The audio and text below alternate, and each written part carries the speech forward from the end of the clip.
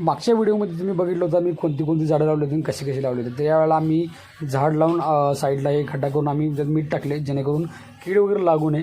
त्याच्यानंतर कुंडीची झाडं बघितलीत. कुंडीची झाडांनी पण आम्ही माती वगैरे घालून खत पाणी घातलेलं आहे जेणेकरून चांगली जगावी, चांगलं त्यांचं रोग व्हावं.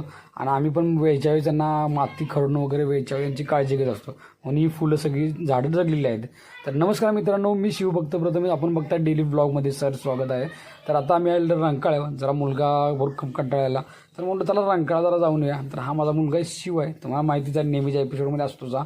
तर रंकाळा बघता सगळीकडे निसर्ग बघता तर खाली पायात बघतो तर काय कचऱ्याचं ढीगच आहे. आणि आम्ही ब्लॉगर आहे म्हटलं दाखवा लागतेच, लोकांच्या समोर आणलं लागते सगळं. तर इथं बघा एवढं सुंदर रंकाळा आहे, कचऱ्याचं आणि केंद्राचं साम्राज्य बघा. तर हे बरोबर नाही, हे आपण सगळ्यांनी बोलून त्यांच्याकडे करून घेतलं पाहिजे. कुठंतरी आपलं चुकतं आहे. तर यूट्यूबला नक्कीच सर्चिंग करा, शिवभक्त प्रथमेश. सगळ्यांनी सपोर्ट करा. जय हिंद, जय महाराष्ट्र.